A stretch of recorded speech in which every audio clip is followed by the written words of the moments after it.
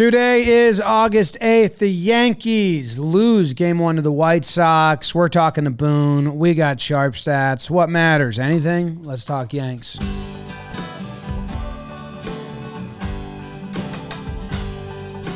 Talking Yanks with old John Boy. John Boy Jake. Recaps galore. Weekly awards. Sidelines, steaming hot snakes. Get your Yankees news from these two fine dudes. It's time for Talkin' Yanks. Talkin' Yanks with old John Boy. Pow. John Boy. A pow. Talkin' Yanks with old John Boy. John Boy and Jake. Hello and welcome to Talkin' Yanks. My name is Jimmy. His name is Jake. We got BBD in the corner, and it's brought to you by SeatGeek. Code Yanks helps you out over there. Lackluster start to the White Sox series. I don't know how much we're going to get into that specific game. We have a sharp stats voicemail from the Queen of Stats. Boone will be joining us later in the show to talk about maybe him and Las Diaz having a pleasant conversation behind the dish. And I don't know, other topics may arise, Jake. Maybe you have some on your mind that you want to talk about. Imitation is the best form of flattery. Sincerest. Or the best dancer is Ian Flaherty. James Davis, how are you guys doing? I'm worn out. Yankees, I'm worn out. Between floorball and Yankees baseball. Brutal. Brutal. I mean, we're actually twisting the knife. The past two games have actually been twisting the knife. Yeah. Did you see all the stats that people are tweeting now that this team has the same record and is like the same amount of games back as the 2016 team? Yep. When they called up all the young guys and had fun. I don't think they have as many prospects budding as they did in 2016. So it's a little different. But it is like, okay, so this very ownership group punted on the season when we were in a very similar spot. But they're not, I don't think they're going to. What's bothering me is that they're just going to like keep saying, like we talked about with Bader, like, it's like, we have hope, we have hope, we have hope, we have hope. We're not human, we're not human, we're not human. We're masquerading the real truth. We're masquerading the truth. Oh, you're mathematically eliminated. Damn. Yeah. It's on to next year now. Yeah, stuff went wrong. Yeah, it was tough watching Jake Bauers and Cole's pressers last night because they interviewed Bauers, which, okay, haven't gotten a ton of my Jake Bauers interview game on, but, looking handsome, looking like a Maris brother. And he was like, yeah, he was given a lot of the believe in the process, and hey, he did have like the one scoring opportunity. If that ball does go by Vaughn, that was the Yankees' only chance to score, and the problem is they only get one chance to score per game. Oh, not the last two nights, but that's been the knife twist I talked about. And then Cole, if you haven't seen Cole's presser last night, almost horrifying, almost like scary movie stuff. Cole basically is so... I have some of the audio, because there's one part He's so broken, and he wants to say it sucks. Like, if this was a normal baseball team, we would have won tonight. Like, all of that stuff, he realizes he can't because he can't sand the dagger yet, and he doesn't want to deal with the Yankees higher-ups that get mad at them for not being Disney for a day.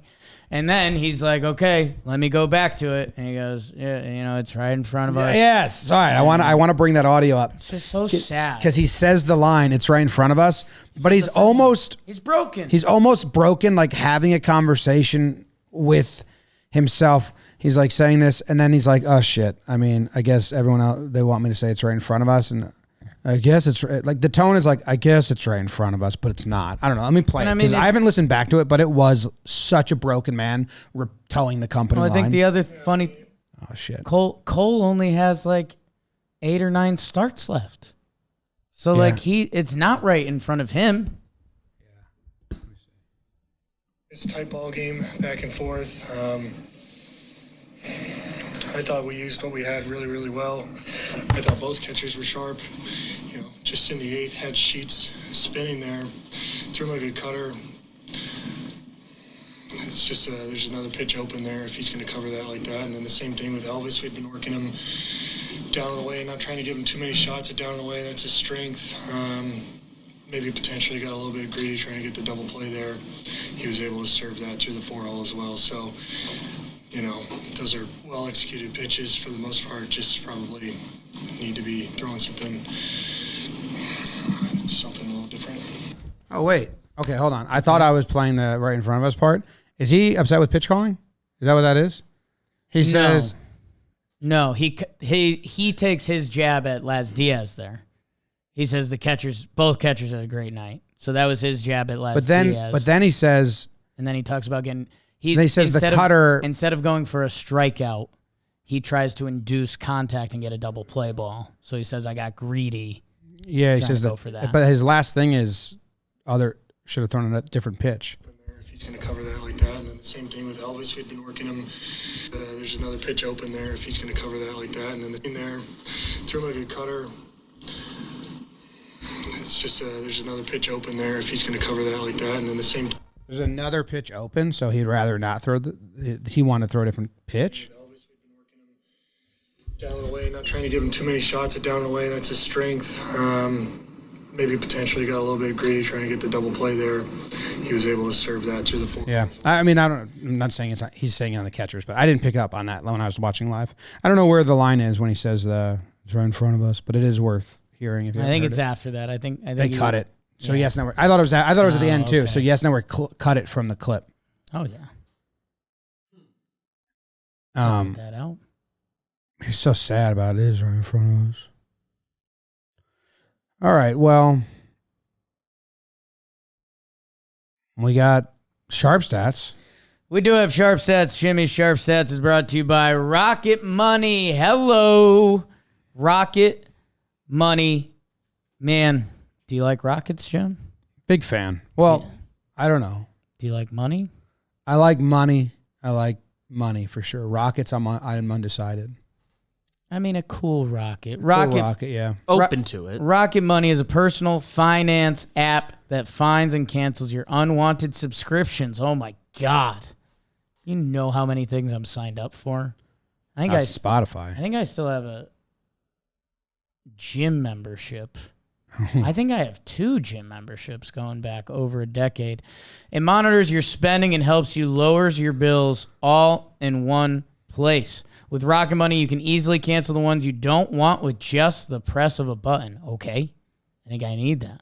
With over 3 million users and counting, Rocket Money customers have saved an average of $720 a year. That's pretty nice. I could use that. Stop wasting money on things you don't use. Bang. Cancel your unwanted subscriptions. Boom.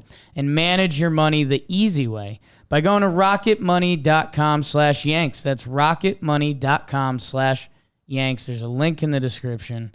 Go check it out. I think you could use more money, and they're providing a lane for that. And who stuff. doesn't want a little more? Sharp Stats, let's hear it. Hey guys, what's up? It's the Queen of Stats, and I'm recording this on Monday evening just before the White Sox game. The Yankees are coming off a terrible loss to the Astros in which they stranded 15 base runners in that loss. And I had a lot of people on my mentions being like, it's the Yankees of old, and they can't score runners this season. They stink. And well, yeah, the Yankees do stink this year. But the scoring base runners has not been that much of an issue. They've scored about 30% of base runners this season, which is just about the league average. The problem is, and this is my OMG, my wow stat for the week, is that they just simply don't get any runners in scoring position or on base. And it's an alarming number. So I just want to put this out there. This just wowed me when I saw this. They have the fewest plate appearances with runners on base in the major leagues. They rank 30th in that stat. And the difference is 78 plate appearances between them and the 29th place team, which is the Royals. And that same number, 78 plate appearances, is the same difference as the 29th place team and the 22nd place team, which is the Pirates. So the Yankees are trailing in this stat by a lot. The same occurs with runners in scoring position. They have the fewest plate appearances with runners in scoring position this season. That's 30th. And their plate appearance, the difference between them and the 29th place is 64 plate appearances. That's the same difference as the 29th place team, which is the White Sox, and the 20th place team, which are the Giants and the Pirates. So the Yankees are obviously last in both of these categories, but by a lot. Talk to you guys next week. And we have a follow-up tweet. There is a follow-up, Katie, because the last 2 days have been a little different in this stat. Stepping stone. So she says maybe the Yankees are just finding new ways to go about their business. In the last 2 days, they've left 28 men on base. It's the first 2-game span in Yankees history that they've left 28 runners on base, lost both games, and both games were 9 innings. Like some of those games were wins at home. They didn't bat at a ninth time. The pop-ups with the runner on third, less than 2 outs, and a sac fly scores them, and the shallow pop-ups, I don't know how many there have been. Maybe it's only 2, and it's just really blown, like in the last 2 games. No, there's more. But it's... I mean, Rortvedt and... Like what? How Volpe does went what is back that? to back. What is that? IKF had one. Yeah, they were. I think Curry. Thank you, Katie. I think Curry hit us in the post game with the Yankees were 1 for 6 on opportunities getting the runner home from third base with less than 2 outs last night. 1 for 6, where a chopper, a fly ball, never mind a hit or something productive would get you a run in what was a 2-1 game for a chunk of the game. Or actually, it was 2-0 for a chunk of the game because they weren't successful on most of those until they got that 1 sack fly. I don't know, man. I mean, that's the stats leading up to that are so bad. To be the last team in at-bats with runners on base, to be the last team in at-bats with runners in scoring position, and then to be leaps and bounds away, like the gap between you and second to last is the same to 23rd and 20th. Like, that's ghastly, and that's where I think we've been spinning, and, our spirits are broken enough that we're like, we're not coming out guns blazing with Boone today. Like, what are we going to do? You guys suck again? Admit it. No, you're not. Okay. But, like, the level of bad that it's been this year with no acknowledgement and my trade deadline tone turned into I want to see different baseball players because this isn't working. I don't care if they're kids. I don't care if they're different major league level baseball players. But I just need to see something because this is the worst baseball product I've seen on a Yankees field. And then they did nothing, and that was crazy. And now we're watching the same thing, and we'll be watching the same thing for the next 8 weeks. Doesn't sound fun. I do have the graph. So I did from the Astros series, which was the Thursday the 3rd, right? So the last 2 series, runner on third, less than 2 outs. There was 8 balls put in play in that scenario, and I have the spray chart in front of me. And of the 8 balls put in play, 1, 2, 3, 4, 5, 6 were shallow. Well, 1 was a single, so maybe that was a ground ball. So 1 ground ball hit, 2 sac flies, and 1, 2, 3, 4, 5. So I said 2. I was like, maybe it's only 2. I'm just inflating it in my brain. But it's in the last 2 series, 5 shallow. So is that guys trying to hit the sac fly that just it's not their game, or? No. What is that? No. I think it's just no approach. It's analytics doesn't believe in like trying to hit a sac fly. Like analytics believes you should still try to hit the home run because that's the best result.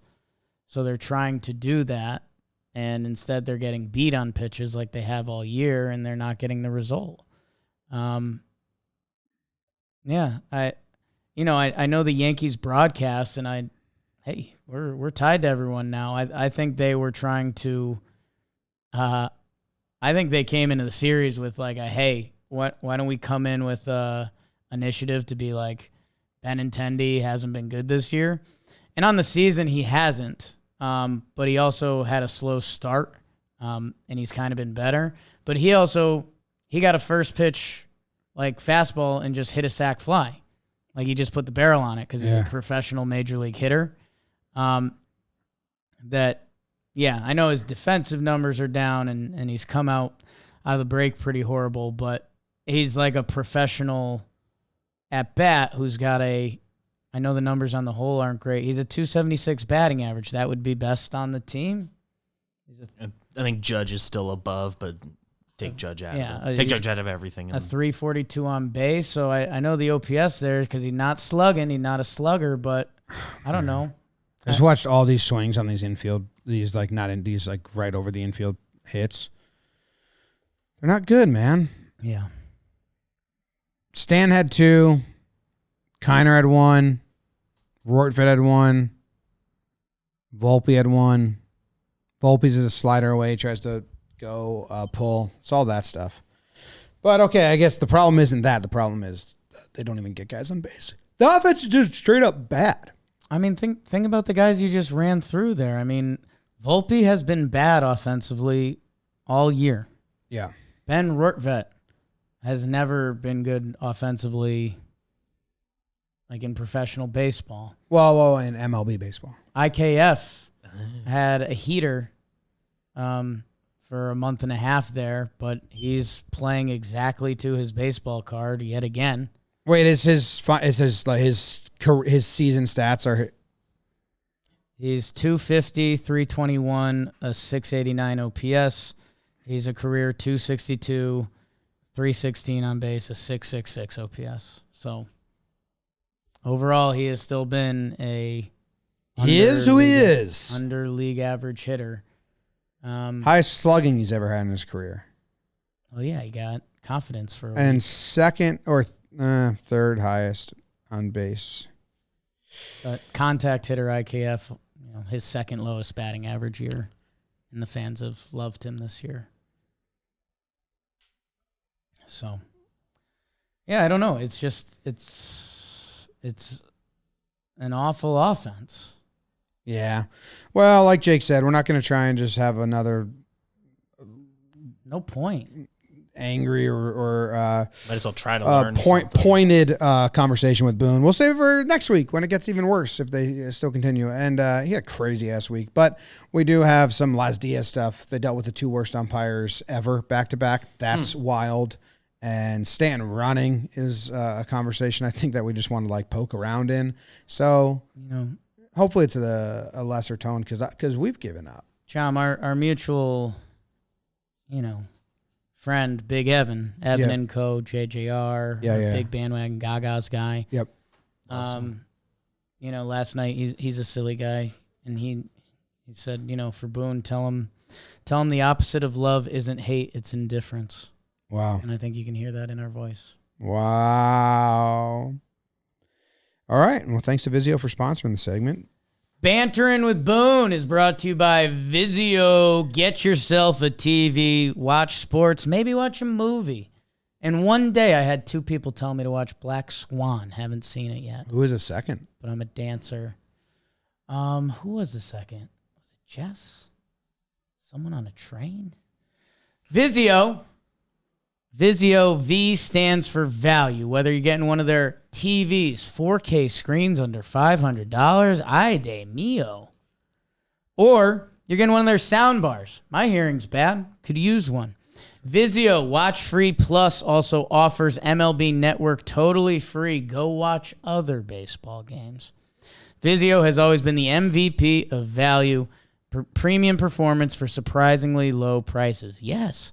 Head over to Vizio.com. Check out how you can elevate your viewing experience all season long. Click the link in the description. Gong. Boone from hotel in Chicago. Is that where you're at? Yes.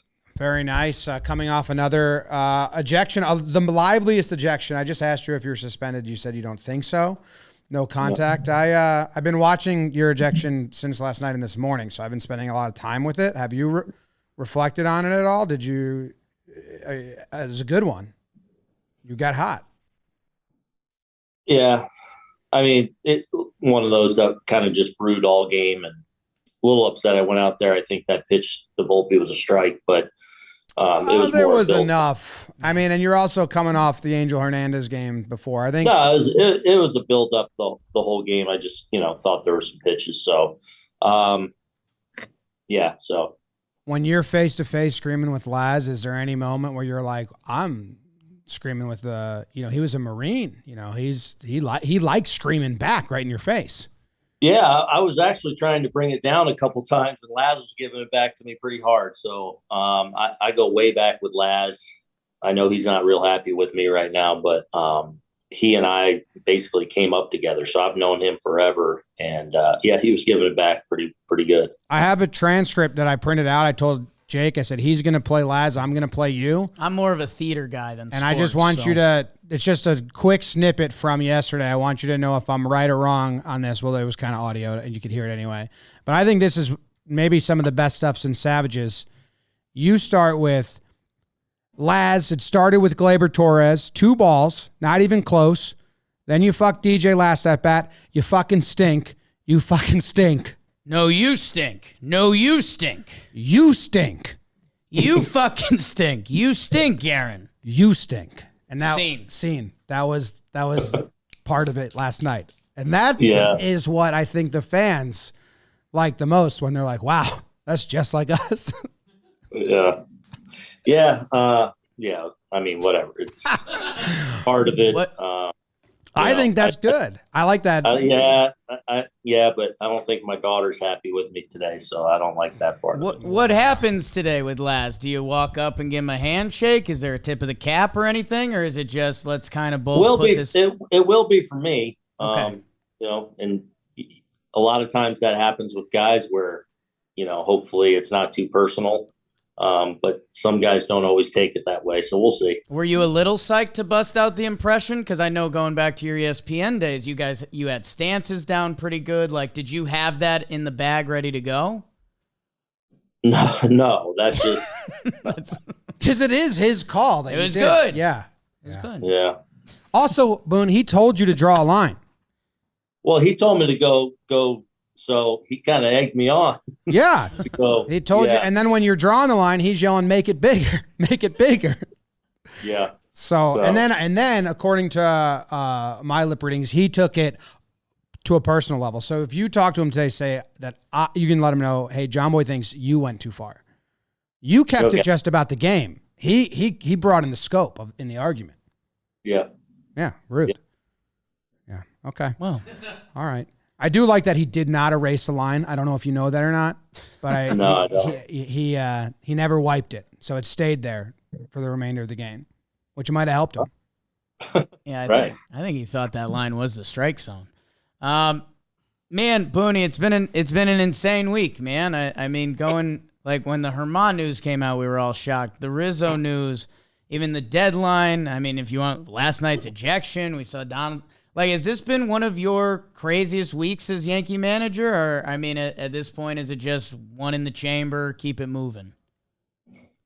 No, it's definitely been a crazy week. At the same time, like, keep it moving. Like, obviously we know we're at a point in the season where we gotta go. We gotta win. We gotta play well. And, we've gotten ourselves into a little bit of a hole.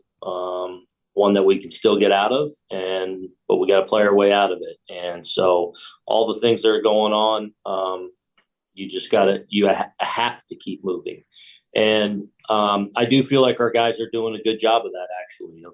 I feel like they're really focused. They're really hooked up. The care factor is there.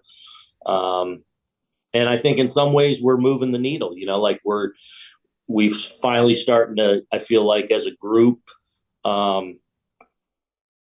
get on base more, gives ourselves more opportunities. Now we got to cash in. Now we got to deliver. I feel like we're catching the ball well. Like we got to go. We got to catch a little bit of fire here and keep figuring this out. I think it was 28 runners left on base in the last 2 games or so, and that's a ton of opportunities you're giving yourselves, which we just did a segment on this with Katie Sharp, who has the Sharp stats, and up until these 2 games, maybe still, the Yankees this year had the least amount of plate appearances with runners in scoring position out of all 30 teams. So that's a swift change. You're getting a ton of traffic, and then the frustration now is the next step of like driving them in. I was surprised, and just from a baseball standpoint, not trying to poke or pride, just a genuine question, like, is the approach there to hit it in the air? Because with the approach being hit in the air, we saw so many shallow fly balls from guys that was a little like really poking the needle at the fan, like, it's not far enough. As a batter, is that something that's happened? That's like, pitchers trying to jam you or trying to pull the other way, or how hard is it to? I think in those situations you are trying to keep the ball off the ground. Yeah, that's for sure. But I think in sometimes in those situations, you got to think smaller too, and let the adrenaline, let your natural ability, create the life through the zone. So thinking more in terms of, I'm going to square this up. Like, I want to keep it off the ground, but I want to square the baseball, and that's where we gotta get to. But like you said, like the fact that we're getting guys on now, and look, in fairness, last night, like Dylan Cease, like, he was struggling to throw strikes, but he was kind of nasty too. Like his stuff was legit last night. So he was difficult to hit, especially when you're outside the zone. So I like the fact that we controlled the zone. We gave ourselves opportunities. Obviously, then it becomes about cashing in. But just in those situations, especially where, again, it's the hard part of hitting is like, you want to be the guy that delivers or cashes in. And that guy on the mound is usually really good and really good at, taking advantage of any anxiousness or over aggressiveness you may have. So you got to really be able to slow things down. What's that? So we're taking advantage of an incorrect strike zone. I mean, he found that spot. How hard is that as a hitter for the fans out there that say, hey, adjust? Obviously he's calling that outside. But as a hitter, you prep your whole career and the zone. Like DJ and Glaber, I think every single at bat, that outside pitch was part of the story. I mean, that's really hard, especially nowadays where guys have such good stuff. When you start leaving the strike zone, especially in situations, usually you're putting a ball in play that you shouldn't weakly. That's when you start seeing double play balls or so that's a dangerous way to go. You've got to be disciplined, and it's hard, to have the discipline to lay off a really tough pitch, knowing that if I go after this, I'm probably going to touch it in a bad way, so you've got to be able to have the nerve to take close pitches. And, even if sometimes they're 50-50 balls, you gotta have that nerve to do that. I think if you're going to be a really elite hitter. What about on the flip side? Like, do you go up to the starting pitcher or does someone go up to him and say like, hey man, he's giving the ball off to righties consistently, go attack that spot? I mean, look, I think those are conversations you always have within the course of a game or going into a game, depending on who's behind there and kind of what their trends are and stuff like that. So that plays a small role sometimes. I just want to stay on the umpire stuff. This is broader too. Are you excited for when review does come in? Because it's coming eventually. I don't know if it's going to be the a challenge a pitch system they're doing or auto zones. But are you eager to see that? If there was a vote, would you be saying yes? I would like to progress with that. I don't want an automated strike zone. Now, if there's modifications of that, like where you get a challenge here, I don't know the mechanisms of all that or exactly how it works. But, I think hopefully, there's probably something that you would be open to, but I don't want it just a straight automated. Like I think I think having the umpire back there is important. What about my solution for the playoffs? Not solution. I don't know why they don't do this. In the postseason, I feel like they shouldn't rotate each spot. You should get the best at calling strikes, and they should rotate behind home plate in the CSDS series. And if you're the best first base ump, go be the first base ump. I don't understand why all the umps have to ump every position when not all players have to play every position, because you have some guys that are really, really bad behind the plate. And then you have others that are really good behind the plate, but might not be good at first base. Who knows? Yeah, that's actually, it's not a bad thought. And as we, continue to advance, maybe you get, better and better. Obviously, we're always trying to, as a team, as a sport, always seeking higher ground. Send it up the ladder. Call roll. Anthony Volpe, a guy that, Yankee fans were, to be honest, we're buckled in for these last 8 weeks, and we're prepared for the worst, prepared for the best. Volpe, either way, is something that's going to matter for us going forward. That, some of the stats popped up the other day. I think his OPS on fastballs is like in the 8s. I think the breaking off-speed pitches is low. That's obviously a target and something to work on and get better. I guess for these final 8 weeks of the season, is there anything else you guys are looking for from Volpe the rest of the way? I think it's just continuing to learn and develop and look, he's been so good for us defensively. Like I've been blown away by how good of a defender he is at shortstop. And I think most of the underlying numbers, even outside of our walls, are really, really favorable to him. But to watch him play the position on a daily basis has been something. He's pretty special out there. As a hitter, I think he's continuing to learn. I think he's made a lot of really good adjustments to the game. When I was asked that question about, his fastball, breaking ball, which usually there's a pretty big gap, sure, even with great hitters, right? You're going to handle the fastball better. Because if you don't handle the fastball, you're probably not a big leaguer. You're probably not playing up here. So you've got to be able to kind of dominate heaters. The biggest area is with secondary pitches is being able to lay off of the ones that they're trying to get you to chase. Right.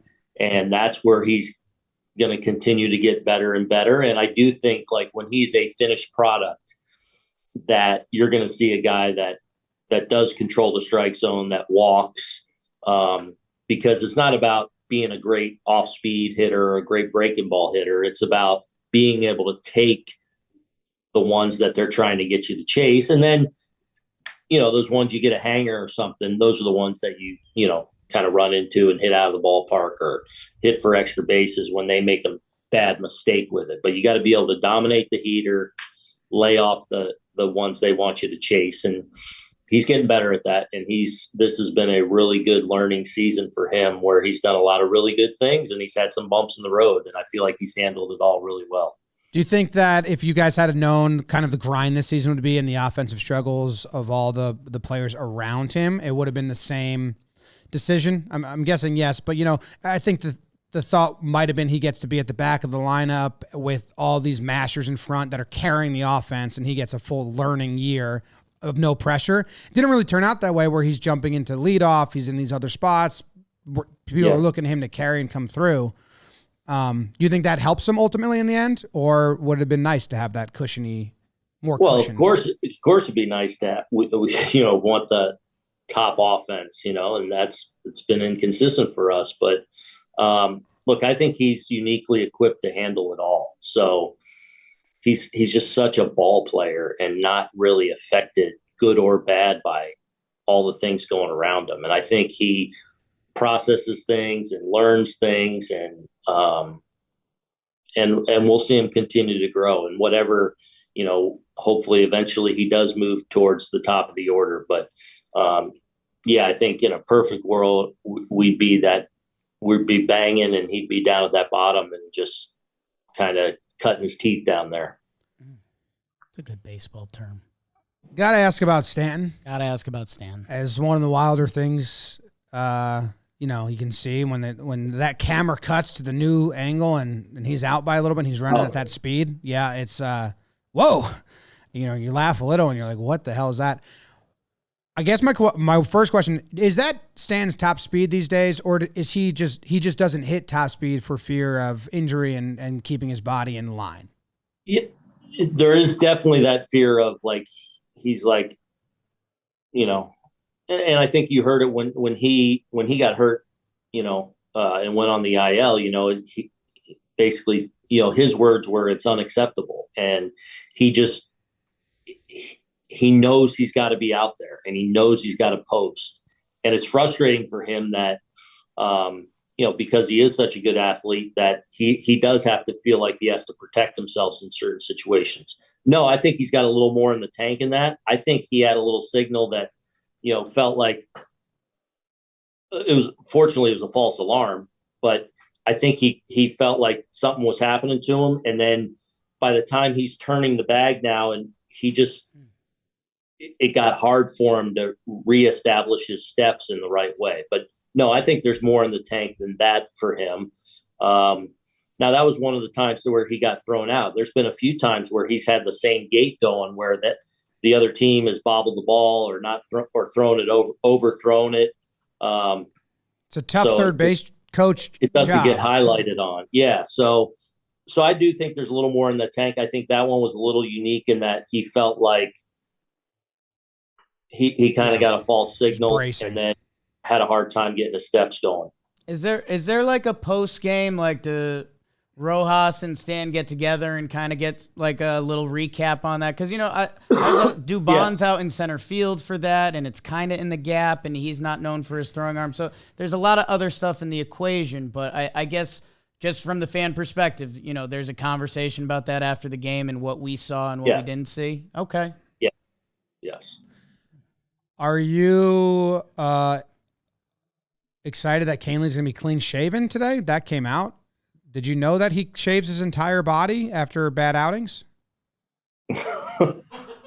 I did not know that. That was in the article that came out recently in the Daily News, I believe. Yes. So if he gives up a run, even inherited, he said, whole body gets shaved. And his reasoning was, you want hair. Yeah. As a man, so he's punishing himself. Okay. Just when you see him today, I guess you wouldn't have known. He's got a fresh shave. All right. You have any superstitions? Do you have any self-punishments? I know Aaron Judge denies himself a fresh piece of, or no, he doesn't. He keeps the same gum if he gets a hit. If he doesn't get a hit, he restarts another gum. Do you have any superstitions? Not really. No. I have probably routine things that I do, like, walk out the same time every day at home, and how the route I go, and certain things I do that are very routine, but not so much in a superstitious, like, I got to do this or else. Who's the most superstitious teammate you had? I don't know. Okay. You'd probably say them to me. I'd go, oh, yeah, I guess so. I don't know. Yeah. But I don't remember it. Okay. All right. Only other Yankee thing I have that, again, this is more so fandom hoping to go to a dream world. DJ LeMahieu has been better since the All-Star break. Some of the numbers are nice there. Can you give me any, like, Sean Casey? Like, is that a nice mix of, like, guy who likes to talk, guy who doesn't like to talk? Like little opposites attract situation going on there.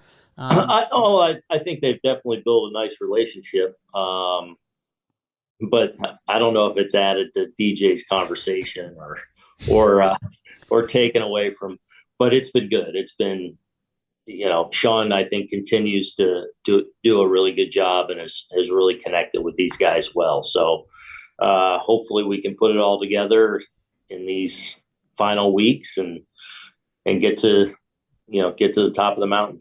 He's not tapping you on the bus and be like, what the hell did you invite me to?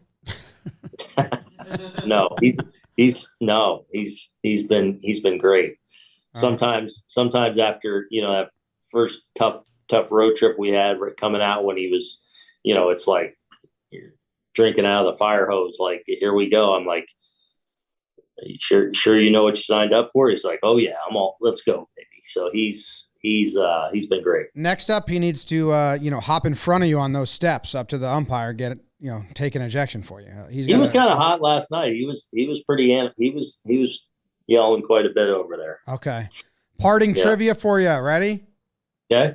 Which stadium was home to the most amount of teams? Wow. Is it a current stadium? It is not. So meaning we're talking crossover sports and everything? No, just MLB teams. Multiple MLB teams called a stadium home. Oh.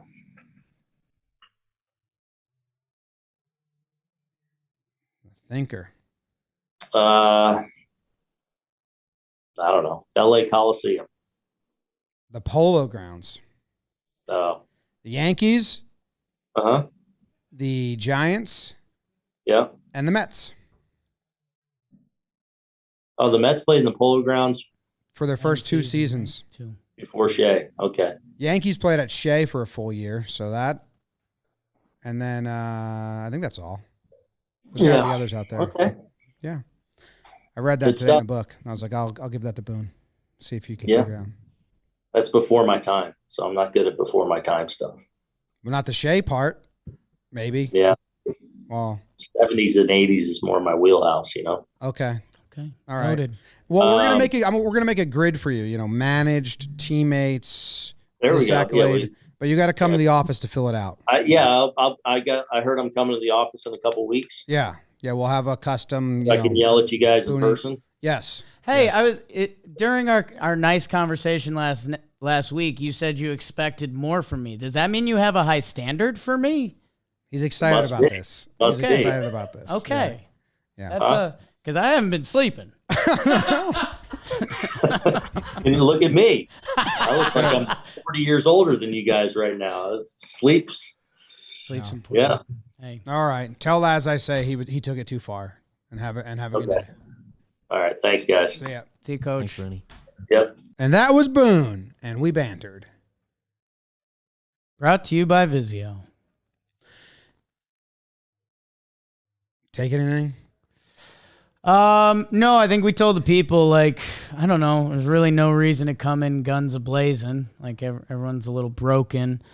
I don't know. I liked hearing that him and Laz Diaz go back because, some of the stuff in the breakdown is a little less baseball-y than, or maybe too much baseball-y. I don't know. Stink. Yeah. You stink. Laz did tell him to go write it. Yeah, that's in there. Yeah. Yeah, that was interesting.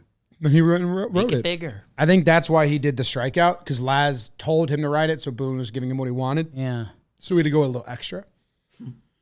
I don't know. And any more clarification on the Stanton thing? My face audibly turned when he basically said Stanton thought he felt something. That's what he said in basically in the press conference before too. Was he took a wrong angle, he thought he felt something, he tightened up. Right. Which it does look like. Stanton he wouldn't have made it to home plate if the catcher wasn't there. He's completely pulled up. It's hilarious. Yeah, I must have missed that specifically in quotes I had heard about it. Because, I didn't realize he might have thought he got hurt on that play. Yeah.